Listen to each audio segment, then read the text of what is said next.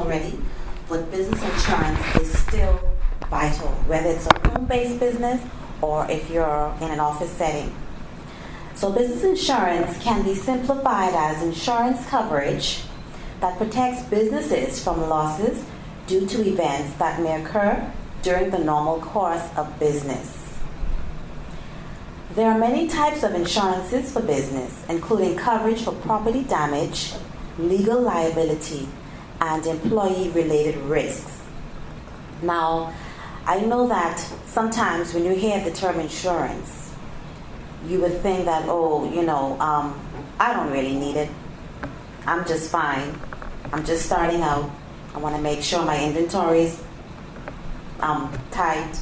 I want to make sure that I can pay my staff. I can purchase extra supplies. But in fact, I'm here today to tell you that you should not be without it. You cannot afford to be without the insurance coverage. So, as a small business owner or just going into business, what should you consider? 1. Fire, hurricane, and additional perils policy. That policy will be explained later. Theft, money, public and products liability, employer's liability. Each of those 5 that I've listed there are the main areas that you should consider when starting a business or if you're already in business. Believe it or not, we have persons who have been in business for a number of years, don't have any type of insurance. As far as near as Port Lacaya, saying as far, but very near as Port Lacaya, I can tell you that a very high percentage have no insurance. And I'll get into that a little bit more later as to some of the reasons why persons have personally told me why they don't have insurance. Okay, so the first policy that I've listed earlier, fire, hurricane, and additional perils. This is a broad coverage, and I've only listed the main areas that would particularly interest you right off the bat. So for instance, it covers your losses to your building if you own the building, your stock, your equipment, your furniture and fixtures, and other contents caused by fire, hurricane, and we all know about hurricanes, tornado, and of course we've been recently exposed to some of those, windstorm and malicious damages, just to name a few. So the fire policy, as we abbreviate it, we don't just call it off the whole thing, we'll just say the fire coverage, including catastrophe perils, is what I've listed above. Now let me just pause for a second. Persons can also opt not to include the hurricane coverage, which would exclude the hurricane, tornado, windstorm, and just purchase fire and flood due to, say, burst pipes. So, for instance, if you're in a small business and you decide, well, hey, the building I'm in is pretty secure, hurricane windows, hurricane shutters, I'm just starting out, this is something that I would tell clients. If you feel comfortable enough, I do not recommend, but if you feel comfortable enough that where you are, your location, you're secure, you may be inside of Pelican Bay, operating a small souvenir store or over at Alukaya, just to give you an example, and you feel that the location is secure, you may just want to take out a coverage for fire. And fire coverage will include everything in terms of if there's a burst pipe in the building and your contents got destroyed, it will cover that. If there's a fire that broke out, it covers your contents. The only thing that would be excluded would be the catastrophe perils, which will be the hurricane, tornado, cyclone, windstorm. So bear that in mind. That's also available. Okay? And just a side note, the premium for that type policy, it's usually half of what you would pay for a policy that's full catastrophe coverage. So I want to give you all the options because I know most of the time people hear insurance, they think money. But you'll be very surprised that you can purchase insurance for some small bucks and you'll be covered. So the next item that I would like to make mention of is theft insurance. Theft insurance is not automatically included under a fire policy. It's an independent policy that has to be taken out if you own or if you're operating a business. And good news, Mrs. Thompson, you cannot just come in and purchase theft insurance because you just want to make sure your stock is protected. There has to be the main policy in place, which is the one that I just previously spoke about, this one here, in order to have the theft insurance. So you just cannot say, listen, I only have this amount of money in my budget. I just want to make sure that if something happens, if people break in, what have you, I just want theft insurance. Let's call it a day. That isn't how it works.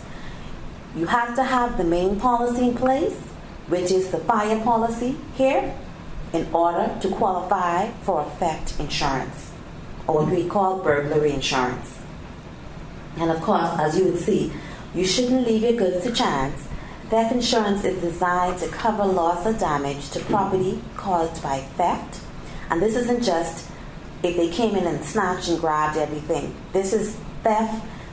Well, for instance, if you went out and you decide, listen, I'm going to leave the door open, I have nobody else here, I'm going to walk across to Burger King, grab me a sandwich, leave it open, and your neighbors came over and decide they're going to shop. That is not theft because there was no forcible or violent entry to the property or coming back out of the property. So it has to involve forcible and violent entry to or exiting from the premises. Also, if you own a building, theft is also covering your building damages. So if they broke up the windows, destroyed the doors, took a jackhammer, went through the windows, whatever they did, it also protects the building that they destroyed or they damaged to get inside to steal your goods. So it's pretty loaded when it comes to theft. The next policy that you should consider is money. We're all in the business to make money. That's why we're in business. We want to make lots and lots of money. Did you know, folks, should somebody come in and steal your goods, along with the cash, if you do not have money insurance, it's not covered. It is not covered. We talked about taking out theft insurance. The money isn't covered. So if you had a float of $500 and you've made about $1,000 so far for that day, they came in and decided to shop. And theft also is robbery. We'll get into that later. The money is not covered. You have to also purchase insurance to protect your money. And it's designed to cover also your checks. You have clients that would pay you in checks. So they went ahead with the whole tilt. And your money, your cashier's checks or traveler's checks, whatever, all of that is considered money. So that will be covered also. To your company, as I said earlier, money is the most important asset. And money is also covered if you have a night safe on your property. It covers violent entry to or out of the night safe. If it's damaged, it will cover repairs or even replacement of a safe. It covers the money while it's in the safe. It also covers the money if you have a strong room or wherever that is secured where the money is kept. The money also is covered en route to your destination, to your bank. So if there's an agreed location or if you have monies that's being transported from your business location to the bank, and for instance, something happened along the journey, money would be covered also. And of course, in that respect, that amount would be established at the beginning of the actual policy, at the inception.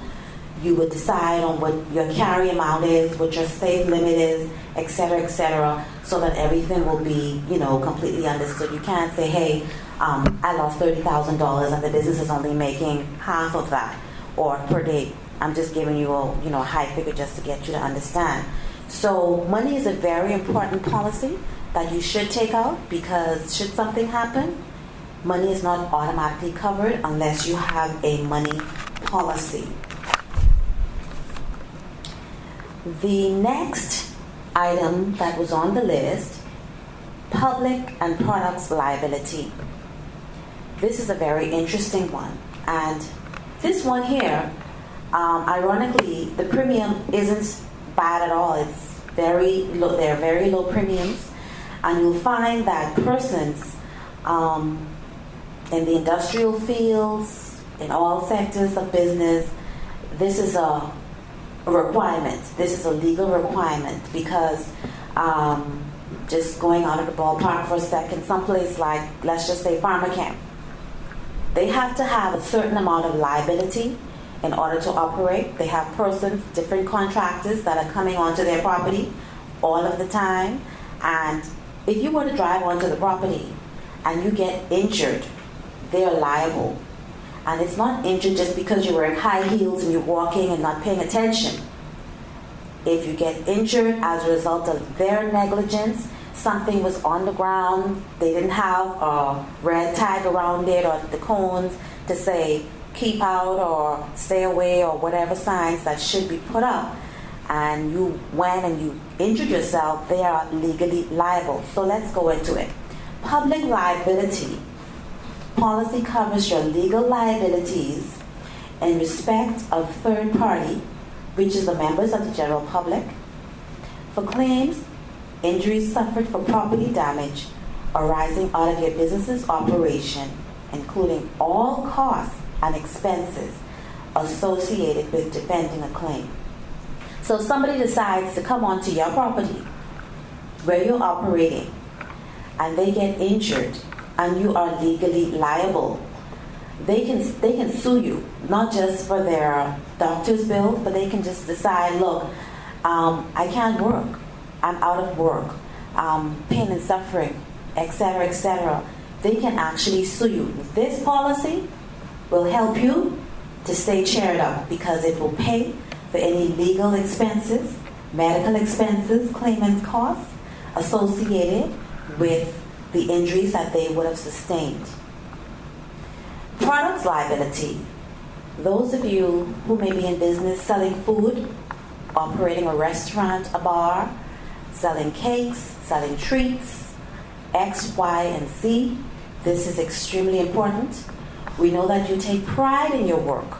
You take pride in everything that you do. But there are places, and I'm not calling names, that you can go and you can sit and eat, and the next day you cannot make it to work. Why? Because maybe the mayonnaise may have been bad, the chicken could have been spoiled, any number of things. You drank some cocktails, the milk was spoiled, any number of things can happen and you can get sick. This is what the products liability covers. It covers you in the event that you have an illness, you become sick, you have to go and see a doctor, who knows how serious it can get. This policy is built into the public liability policy. It's one policy, we call it public and products liability. It's built in there to protect you as a small business owner in the event somebody eats, drinks, whatever, comes onto your property and you are legally liable. This policy will protect you. And you can purchase, by the way, this policy without taking on a fire policy. You can just have this as an independent policy. I don't know how many of you may be shop owners over here, but that is now a new requirement by the new owners of the public hire. We've been having a number of persons come in and effecting coverages for public liability, because that is mandatory under the new lease, as I've been told, to have. So this policy is very important, and the premium is very minimal, and usually it's based on your income, on your gross sales, your annual turnover, etc. So this is something that you would really want to consider in terms of your operations. If you're home-based and you have persons coming in and you've separated a section on your home or your location for traffic, this is also necessary, because it's the same thing. You're not out there in a shop space per se, but you're operating from home and you've sectioned off your home or whatever you're doing to facilitate your business. And so this is extremely important to have. And so moving right along, the employer's liability. Keep in mind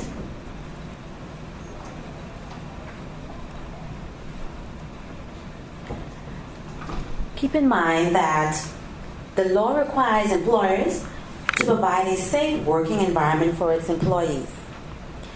Employers also have a common law duty, and when breached, are liable for bodily injury to employees and damage to their property. So, just as we said, the public liability, whatever that does, it's basically the flip side for your employees. You have persons working for you. This covers them in the event that you become legally liable during the course of their employment. So as a business owner and also an employer, this policy will cover for sums which you may be legally liable to pay any employee in respect of injury, disease, illnesses, or death caused during the course of their employment with you. This liability as an employer could arise, for example, if an employee fell from a defective ladder that you, as their employer, provided and they got injured. Okay, so if you're an independent contractor, and I know we're just females in here, but females have contracting business, landscaping businesses, whatever. You can become legally liable if whatever your machinery is, if they're not in good working order, if they're not serviced, if something happens, something goes default, you're not servicing everything on time. This policy, employer's liability, will cover you for any injury to your employees. Okay, this does not replace the national insurance coverage. This is something that's completely different from what your employee can collect. This is something that you should also consider purchasing, because persons are working for you and things can happen.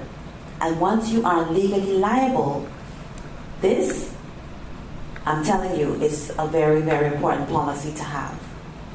So, as far as I've seen, there has been, I can't give you any number of cases right off the bat, for small business owners, but I can tell you that public liability and employer's liability has become extremely popular on our islands, because a lot of the smaller contractors, even if you were selling souvenirs nowadays sometimes, and you want to go on to polymers, you want to go on to pharmachem, you want to go on to one of the other industrial sites, you have to have liability or they won't let you on their property. You have to have a minimum of liability, and that's just the way it is these days. Legal liability. Okay, the next one that I'd like to talk about is, that was definitely not on the list, is business interruption. This policy here has become a little bit more popular nowadays. While the fire and extended perils policy is designed to cover damage to the physical aspects of your business, the business interruption policy is designed to cover those ancillary losses that your business may suffer as a result of a specific insured peril. For instance, many businesses often realize that after it's too late, that there are other major costs that continue after a loss. For example, if you're renting, paying rents, salaries, you may decide that you have such a valuable employee, or help that you often get that is usually collecting a wage. Those are the items that I'm talking about. So for instance, of a loss after a hurricane situation, let's just say the roof fell in. Like expenses reference to the Miss Russell, I think her name was earlier, talking about payment of loans. You borrow that money to purchase your stock to start your business. Something happens, and for some reason, by an insured peril, a hurricane came around and destroyed all of your assets. Okay, you cannot sell them, you're not making any money, but you still have that loan payment to make. This is what this policy helps you along with. It pays your operating expenses that you're accustomed to paying until you get back on your feet. So it actually puts you back into the same financial position that you were before the loss occurred. So we talk about loans, salaries, rent, utility bills. The business interruption policy will help to ensure that you are able to survive an insured loss and get back to business as usual. And as you would see the notes up here, there would be the reasonable cost associated with returning, the reasonable cost. Insurance is not to throw you over and make you, as they would say, get rich, but it's to keep you afloat and to keep you in that same financial position that you were in before the mishap.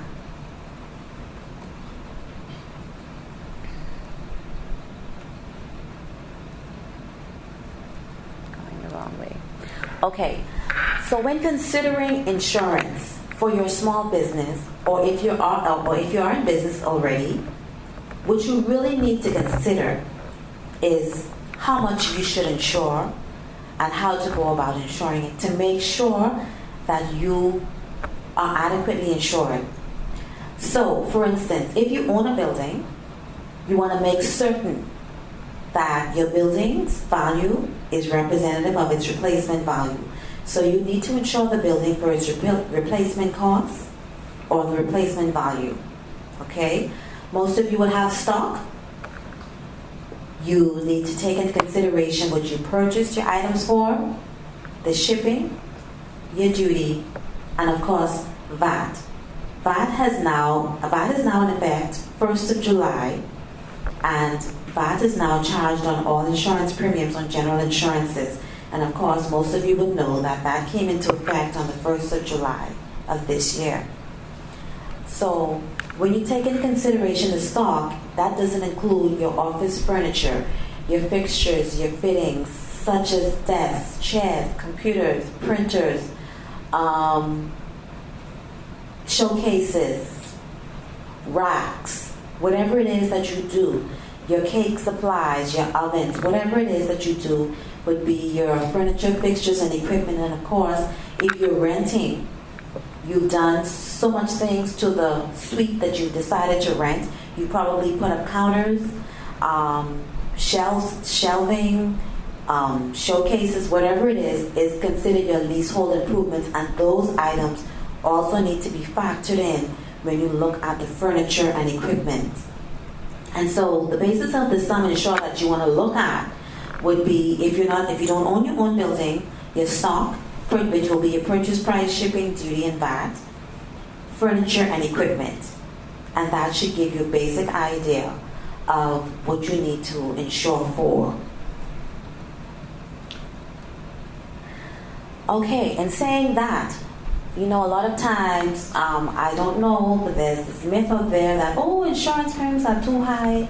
I'll check it out my second anniversary type thing. If you do that, you're exposing yourself to a lot of risks. Things happen. And when you decide to insure, I always tell people, insure, just like what I discussed a minute ago, for the replacement value on your stock. Because you may be faced with underinsurance should a claim arise. If you insure your property, which will be your building if you own it, your contents and your stock, for less than the replacement value, you're said to be underinsured. And if you have a claim, average, which is an insurance term, will apply, and the amount you are paid will be reduced, and you will be very upset. So the first thing you need to do is insure adequately, because should you insure for less than your replacement value on your items, then you probably would be subject to average, which is an insurance term for underinsurance. So let me just get into a little bit more about average.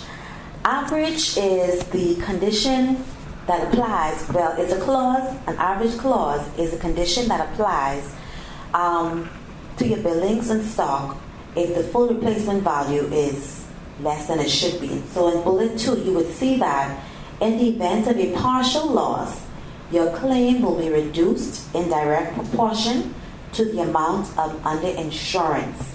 Okay, that's a lot. In simple terms, if your sum insured represents, let's say, 70% of your property's replacement value, then you will receive 70% of your claim less your deductible.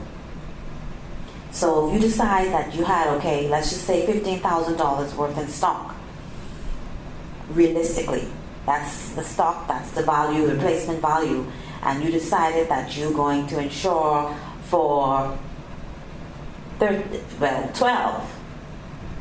Whatever the percentage there will represent, that is the percentage that you will get should you need to claim. You will get 70% in this particular example. Whatever that proportion is that you would have been underinsured by, it could be 50%. You would only get 50% of the claim after your deductible, and there's always a deductible on a policy. Okay, every policy has a deductible, excluding employer's liability policy. Everyone have a deductible. The deductibles vary, and it varies based on the field of business that you're in. Okay, and your annual turnover, wages, etc., etc. So that's average. I just list the basic insurance covers that I think would interest you. There's a whole grocery list of covers or other insurance that you can take out as a business owner who's probably been in business for many, many years. But I just thought I would just focus on the ones, for small businesses and persons just getting into business. And of course, just to let you know, our company, Freeport Insurance Agents and Brokers, we offer all types of insurances. So if I didn't mention something that you're already familiar with here today, it's not limited. I just decided to focus, as I was asked to, on business insurance. But we offer medical, we offer life, personal accident, glass, professional indemnity, homeowners, motor, etc., etc., etc. One thing that I did not list for you, which is very interesting, is motor contingency insurance. And I'll just touch on it very briefly. There was a situation some years ago. Someone decided that they would take on a second job for a local delivery service, delivering food. Of course, they used their vehicle for the delivery of that food.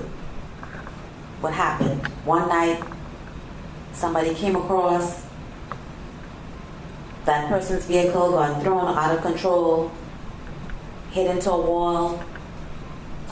Unfortunately, a tourist driving on the wrong side was killed. 3 others in the car were injured. They were just delivering some food, and they were about 5 minutes away from doing that. So what happens? Motor contingency insurance, it's two-sided. If you have employees that would traditionally use their car to deliver items for you or for your business, they are using their vehicle. As small business owners, for a very minimal premium, you can take out a motor contingency insurance, which will always protect them, even if their personal car insurance lapses or they have no cover and they're driving around for you, delivering stuff for the business or picking up.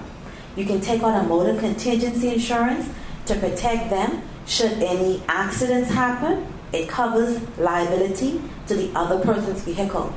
Because let me tell you, going back to that example, the insurance claim amount that was paid under that policy of that delivery person was millions and millions of dollars.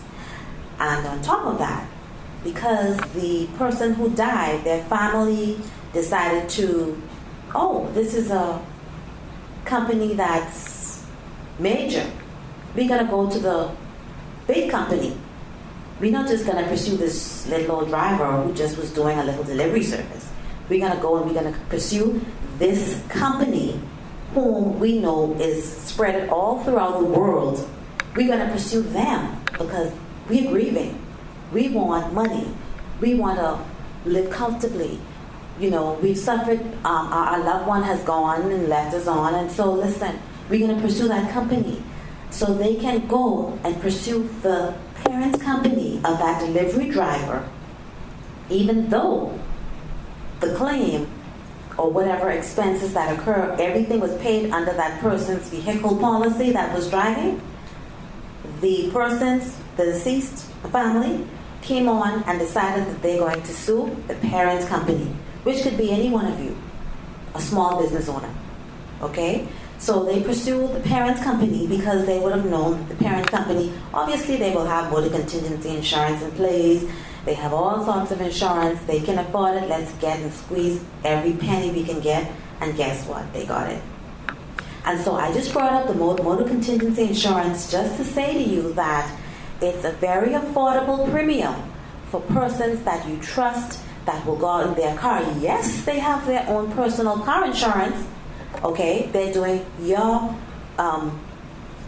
errands or the company's errands, but just to make sure that you're protected at all times, that is an excellent cover to have in place for your employees, and it's a very small premium. And what it does, even if their policy expires and they didn't say, oh, well, I didn't have enough money to go and renew my car insurance and I got into this accident and I hurt people, and it could be the wrong person. It could be the wrong person. You have persons out there who are just willing and waiting, sitting by idly, looking to get money, okay? And of course, if the accident or whatever happens is something that's not fraudulent, of course the insurance company is going to pay. It has to pay, okay? But it protects you as the business owner should their policy lapse, or if you feel comfortable that, look, I want to have liability coverage for you all the time, and I want to be in control of this at a very minimal premium. That is motor contingency insurance. That is a very, very important insurance coverage to have. So in conclusion, I think I have covered the basic areas that you should consider as business owners, some of you just getting into business for yourselves, to make sure that you stay in business and that you get properly compensated should something happen. And for your employees, if members of the public come onto your property, all of it is covered and you have no worries. And I can tell you that I'm not selling my company today, but I have to put a note in that Freeport Insurance agents, we do offer excellent rates, and we also work with our clients because we understand that this is a small community. We're not Nassau. We don't have the population, but we love when persons come into our office and decide that, look, okay, this is something I want. We are not here just to make the money, but we educate you, we try to guide you and let you know that, look, we're here for you. We can assist you in whatever you like to have happen. And I particularly like when I was invited to come here just to say that our company really want to help the community in terms of offering the best possible rates that we can to our clients so that we can get ahead. We need to be further ahead. It's about time we start getting further ahead, doing things for ourselves, benefiting more, living a bit more comfortably, and this is a good way to start. With that, I would say thank you. Any questions from anybody? Ms. Thompson? You mentioned a policy in reference to, I think it was theft. The theft deals with forcible entry. Yes. I did not see one there related to shoplifting or employee embezzlement. Okay, with the shoplifting, if you get robbed, the burglary / theft policy covers that. Now, if somebody comes into your store and you didn't get hold up by a gun or some forcible attack or whatever, They stole merchandise. yes, that will be covered under theft. That would be covered under theft. Yes, So this is somebody that's coming in and charging you. Look, it's like a holdup or something. No, they're shoplifting. They're while you're being distracted, another person is tucking stuff in their bag, or they're shoplifting. So you're unaware Okay. they've left, and you realize, oh, they took 2 items out of the store. Would your insurance cover that? No insurance would cover the shoplifting side. Also, what about employee embezzlement? Let's say after 3 years you discover your employee embezzled, say $10,000 from you. Do you have an insurance that will cover you for that? Yes, there's a policy that's called Directors and Officers Liability Policy. If you have an employee working for you, does that employee, okay, let me just give you 2 examples. A Directors and Officers Liability Policy is a policy that would cover persons who are actually affiliated with the company, who handle your funds, who do your books, carry out different business activities. It will cover them up to a certain limit. And of course, in this type policy, you'd have to present every year audited financial statements. Okay? Because, it's easy for somebody to say, oh, this person was ripping me off, but you could have been ripping yourself off and decided that, hey, I want to claim, for instance. So the Directors and Officers Liability Policy would cover persons who are working and affiliated with the smooth running of your business. It could be your cash register, your office manager, people who are tackling and meddling with your business, private issues, right, monies. And you can take on that policy, but with that comes you have to present your financial statements, and they should be audited. And yes, that can be covered. Yes, ma'am. Is there a difference between professional indemnity and product liability? Yes, there is a difference. Professional indemnity insurance. I think there was an accountant. I met you earlier. I think professional indemnity, accountants, appraisers, engineers, that type policy would protect them. The products liability is basically going to cover you under your public liability for, it could be any product that you're supplying. It could be, I don't want to pick on anybody, but the soap. If there was something that was contained and it wasn't all natural in the soap, and there was some serious breakout or some condition deriving from it, the product's liability would protect you from it. But the professional indemnity is completely different. Professional indemnity is protecting an appraiser, for instance, or a motor engineer who has to do inspections. If in the course of their duty they are not giving correct information, and they're misleading in what they present out there to the public, it protects them for any lawsuits or any claimants costs as a result of what can happen based on the decisions that they've made to a project, to you, an appraisal, whatever. Certain situations like that. You're welcome. Anybody else? Well, I know that insurance is boring, not the most interesting topic, but I must say that it is something that you should really consider. It's very important, and it really keeps you in business. And as I said earlier, I hope that the information wasn't too loaded, but I know for a fact that we tailor products to meet everyone's needs. So it isn't a must. Just because you're starting out and you feel a little bit, gun shy, that you don't want to get into it or even be interested at this time, I'm always available for you. You can give me a call. You can send me an email. My email is listed here. I've given out business cards to most of you, and I'll be very happy to answer to any question that you will have. And it's very affordable. I want to emphasize that because I know how it can be. Starting a new business, you have everything coming at you, and more than you probably bargained for when you get into it. But insurance, keep that in mind. It's extremely important, and I look forward to speaking with any of you should the need arise. And I thank you for your time.